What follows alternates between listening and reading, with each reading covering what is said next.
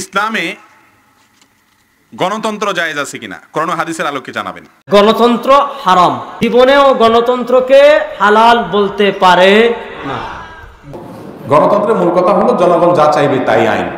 বেশিরভাগ মানুষ যদি বলে যে আমরা আইন করবো, এখন সবাই আমরা কাপড় ছাড়া থাকবো, তাহলে ওইটাই আইন, ওইটাই বৈধ, তখন কাপড় পরাটা অবৈধ। ইসলাম বলে না, আল্লাহ তাআলা যা নির্দেশ করেছেন সেটাই আইন। সব মানুষ একত্র হয়ে যদি তার বিরুদ্ধে কথা বলে তো সেটা আইন না।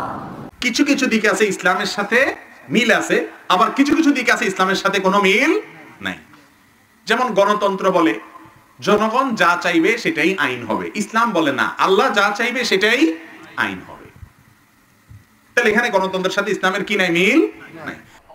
আসসালামু আলাইকুম রহমতুল্লাহ। সম্মানিত প্রিয় বন্ধুরা, আপনারা গণতন্ত্র নিয়ে যে ভিডিওটা দেখলেন এবং আরো দেখতে যাচ্ছেন, এটা এতদিন হয়তোবা এই ধরনের ভিডিও আপনারা দেখছেন কিনা আমার জানা নাই। তবে আজকের ভিডিওটা পুরোই অন্যরকম এবং বিভিন্ন ধরনের তথ্য এই ভিডিওর মধ্যে থাকবে ইনশাআল্লাহ।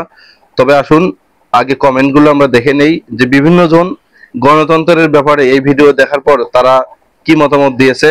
চলুন এই কমেন্টগুলো আগে আপনাদের সঙ্গে শেয়ার করি। এক ভাই লিখেছেন, তার মানে আলোচনায় বোঝা যাচ্ছে যে গণতান্ত্রিক পদ্ধতি দিয়ে ইসলামী শাসনতন্ত্র প্রতিষ্ঠিত করা সম্ভব নয়, এর সমাধান চাই।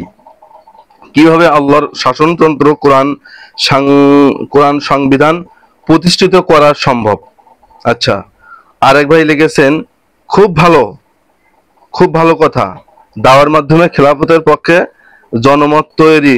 আচ্ছা, তা গত 17 বছর খেলাফতের পক্ষে দাওয়াতি কাজ করতে পেরেছেন, পারেননি, এখন পাচ্ছেন কেন? উত্তর হলো মত প্রকাশের স্বাধীনতার কারণে। এটার জন্য প্রচেষ্টা করতে গেলে কিভাবে করবেন?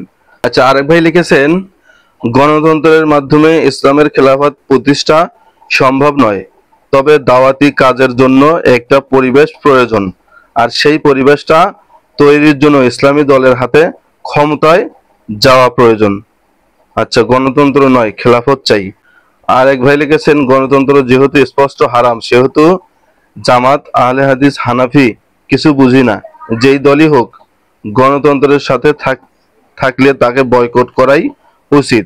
ইমানদারের, আপনি নিজেকে ইমানদার দাবি করলে গণতন্ত্র থেকে সবসময় 500 গজ দূরে থাকুন। আচ্ছা, দেখেন কমেন্টগুলো। আরেক ভাই লিখেছেন, সত্য কথা যদি হুজুরা না বলে তাহলে আমাদের মতো লোক অজানা, তারা কি বলবে?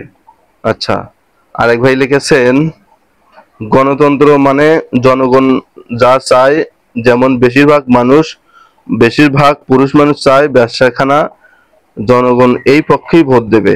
আসসালামু আলাইকুম। সম্মানিত প্রিয় বন্ধুরা, আপনার কমেন্টগুলো দেখলেন এবং গণতন্ত্র সম্পর্কে অনেকেই অনেক মত প্রকাশ করেছেন।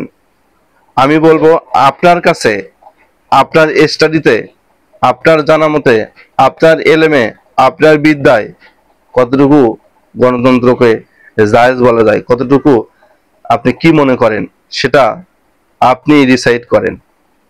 কারণ আপনার হিসাব আপনাকে দিতে হবে, আপনার কবরে আপনাকে যেতে হবে, তাই আপনার ইসলাম আপনাকেই মানতে হবে।